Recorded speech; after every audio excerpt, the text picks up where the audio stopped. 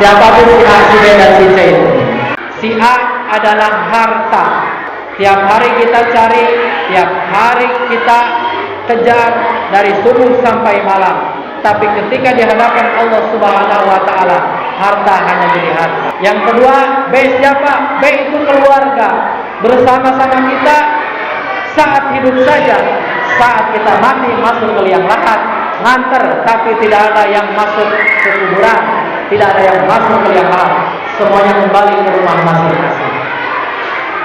Sedangkan si C adalah amal perbuatan. Amal perbuatan itu saat kita zakat hanya 2,5% saja. Itu pun kalau sampai nisab dan haul. Amal perbuatan itu dari 365 hari hanya 29 atau 30 hari saja dipakai puasa. Amal soleh itu dari 24 jam hanya 5 kali waktu sholat saja. Mungkin hanya 5 menit atau 10 menit saja. Tapi ternyata amal perbuatan yang sedikit itu, baik dari sisi harta kita, waktu kita, tenaga kita, yang justru akan membela kita di hadapan Allah. Bapak-bapak, ini sama dengan hadis Nabi. Cerita tadi berasal dari hadis Nabi Imam Bukhari nomor 6541. Kata Nabi, yatba'ul mayyitan salah satu. Ada 3 sahabat yang akan menemani seorang mayit. Fayarji'usnani wa yabqa ma'ahu wahidah. Sedang 2 sahabat akan kembali dan akan menemani dengannya wahidah. Wahidun, 1 sahabat saja. Yatba'uhu ahluhu wa maluhu wa amaluhu. Yatba'uhu ahluhu wa maluhu. Yang 2 sahabat itu adalah ahluhu wa maluhu, keluarganya dan hartanya. Wa amaluhu fayarji'u ahluhu wa maluhu wa yabqa akan kembali yang 2 tadi, yaitu si harta dan si keluarga. Wa yabqa amaluhu, dan akan terus membersamainya, yaitu amaluhu, amal perbuatan. Jadi amal perbuatan walaupun sedikit, walaupun tidak banyak, walaupun hanya sebagian kecil dari harta kita, itulah yang akan menyelamatkan kita, yang akan membela kita di hadapan Allah Subhanahu wa taala. 24 jam waktu kita dipakai tidur, dipakai bekerja, itu sisakan 10 menit untuk membaca ayat Al-Quran, yang 10 menit itu akan membela 24 jam ini. Bapak punya harta dan aset 2 miliar, 3 miliar, sisakan 2,5% untuk berzakat. Yang 2,5% itu akan membela bapak-bapak dan ibu-ibu dengan seluruh harta bapak ibu semua. Bapak ibu punya waktu yang sangat panjang, punya keturunan yang banyak, sekolahkan keturunannya kepada sekolah-sekolah yang mengajarkan untuk bertauhid kepadanya. Sedikit sekali pelajarannya, tapi yang sedikit itu akan menyelamatkan bapak ibu semuanya. Jadi yang Allah minta tidak selalu banyak, hanya sedikit, tapi yang sedikit-sedikit itu dipastikan akan membela bapak ibu semuanya. Hari ini 24 jam, ibu hanya memakai waktu kurang lebih 1 jam ikut pengajian di sini. Bisa jadi ikut pengajian di sini yang akan membela bapak ibu semuanya. Ibu ikut pengajian, bapak ikut pengajian, tidak usah ngerti, pusing sedikit saja, duduknya bapak ibu semua di sini sudah didoakan oleh para malaikat, apalagi sampai mengerti. Karena yang ikut pengajian di sini tuh rupa-rupa, macam-macam. Ada yang duduk, begitu ustaz mengisi pengajian, ustaznya seperti tukang sulap. Semakin lama semakin menghilang. Ngantuk pak, ngantuk bu, nundukan begitu beres assalamualaikum, dia bangun lagi, dapat pahala. Ada yang datang ke sini, barang tua makan gahuak, makan gahuak. Hari tadi ustaz ngomong naonnya, ting teka denge da urang loba barangkahar, dapat pahala juga. Datang ke sini, ngobrol aja terus. Apa sih tadi ustaz ngomong apa? Gak tahu, dah saya mau ngobrol terus, dapat pahala juga. Apalagi yang fokus mendengarkan, mencatat, mengingat, lalu diamalkan dalam kehidupan sehari-hari. Makanya oleh karena itu, orang yang duduk mendengarkan kajian ilmu itu seolah-olah pahalanya melebihi orang 1000 kali sholat yang tanpa ilmu. Ya, ini kata para ulama, saking pentingnya kita mencari dan mendapatkan ilmu. Lalu dilanjut, bekal apa yang harus kita bawa? Ibu bapak, misalnya mendadak, apakah ibu siap kalau malam ini ayo kita sama-sama berangkat wisata ke Pangandaran? Sekarang jam 9, nanti kita berangkat jam setengah 10. Ibu siap atau tidak? Diberi waktu 1 jam saja. Kita butuh waktu untuk mengumpulkan perbekalan. Apalagi kalau kita perbekalan menuju pulang. Sedangkan pulang kita ke alam akhirat itu tidak pernah dikasih aba-aba, tidak ada notifikasi, tidak ada surat peringatan. Meninggal bisa tahun depan, bisa bulan depan, bisa minggu depan, bisa besok, bisa sebentar lagi. Ustaz dan kiai sedang mengisi ceramah, ada yang sedang isi ceramah meninggal, ada yang mendengarkan pengajian pun banyak. Lagi dengerin pengajian, dengerin ustaz, tahu-tahu jengkang, innalillahi wa inna ilaihi rajiun. Mending ustaz heula mending jamaah heula, Bu.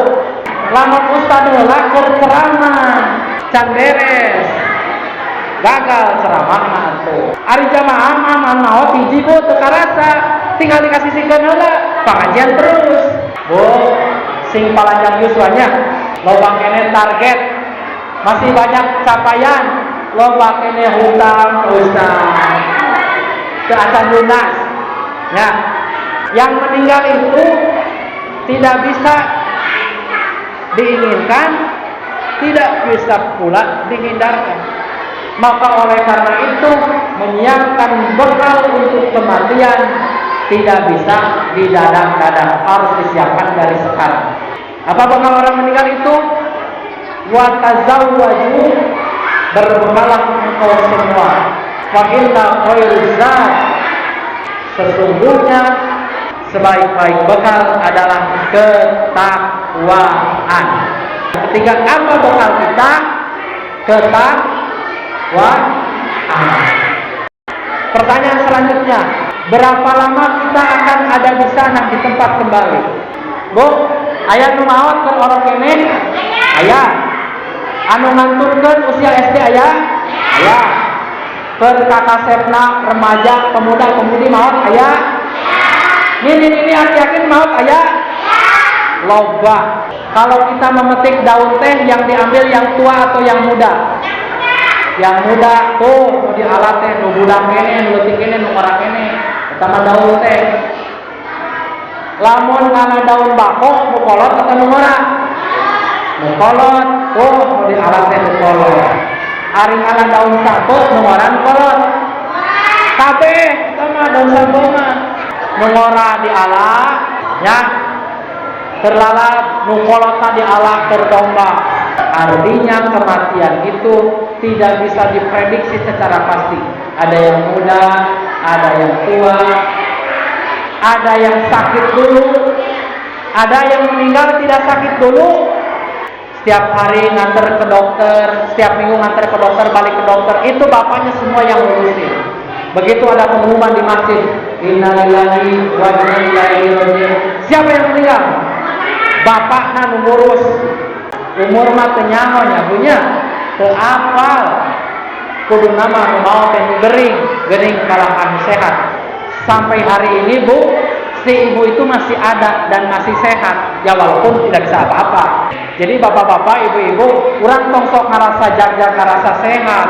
Kalau waktunya dipanggil oleh Allah Subhanahu wa taala, tidak bisa berbuat apa-apa. Innalillahi wa inna ilaihi rajiun. Pertanyaan selanjutnya, berapa lama kita nanti di sana?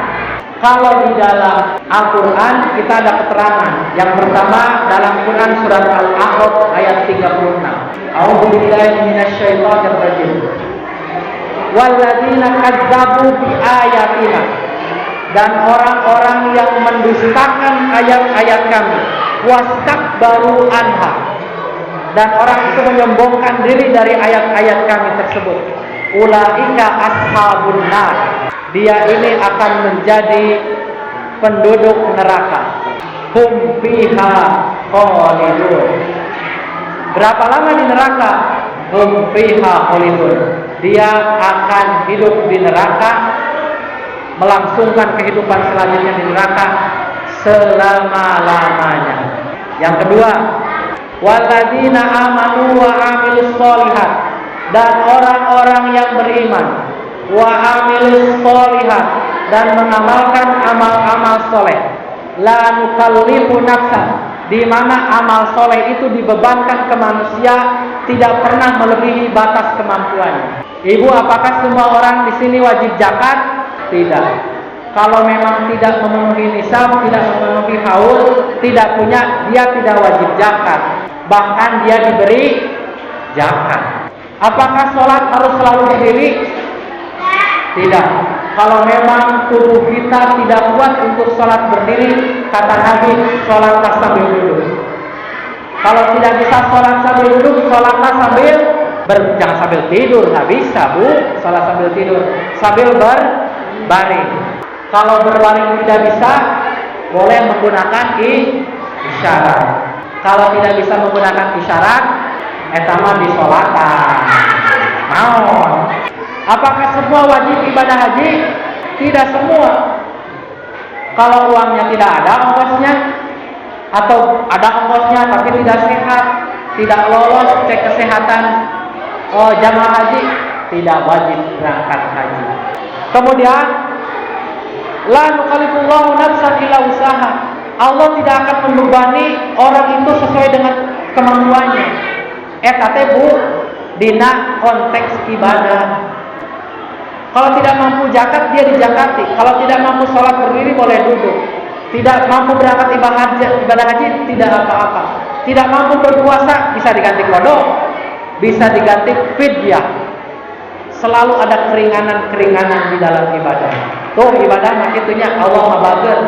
Dalam perjalanan safar boleh diringkas yang 4 jadi 2. Boleh disatuin namanya jama', ada jama' takdim, ada jama' takhir. Ibadah itu sesuai kemampuan kita. Ulaika ashabul jannah, orang yang beribadah, berusaha sesuai dengan kemampuannya, dia termasuk ashabul jannah. Dia termasuk penghuni surga. Berapa lama dia menjadi penghuni surga? Hum fiha khalidun, selama-lamanya. Ibu mau masuk penghuni surga atau neraka? Pasti jawabannya surga. Tapi bu, penghuni surga teh aya nu kana neraka heula. Aya nu kana neraka heula, tapi tidak ada yang penghuni neraka ka surga heula. Boleh ka neraka? Tidak ada. Ada yang masuk surga langsung. Masuk surga langsung, jos. Eta mah jiga SNBP. Masuk perguruan tinggi itu dites heula. Jos. Ya. Ada yang masuk surga tapi 2 tahun di neraka heula. 3 tahun di neraka heula. 10 tahun di neraka dulu. 100 tahun di neraka dulu dibersihkan baru dia masuk surga. Jangankan 10 tahun, 100 tahun, sedetik pun bu, jangan mau masuk neraka. Ya, mudah-mudahan orang langsungnya masuk ke surga. Jos, gitu. Langsung masuk ke surga. Nah, pertanyaan yang terakhir, ibu-ibu, bapak-bapak, siapakah yang nanti akan menolong kita di sana? Ya, saat bakal nuluran orang kayak di akhirat. Nabi Muhammad bakal wabuhan gitu Nabi Muhammad ka urang. Hari oce saha? Abi umat anjeun Nabi. Nyanya maksok pengajian teh di anur cek Nabi teh. Yap ka dia urang masuk ka surga. Nah, masuk pengajian. Utara mah aduh, siapa kamu? Sorry ya, kan. Siapa yang akan menolong kita? Dalam Quran surat Abasa ayat 34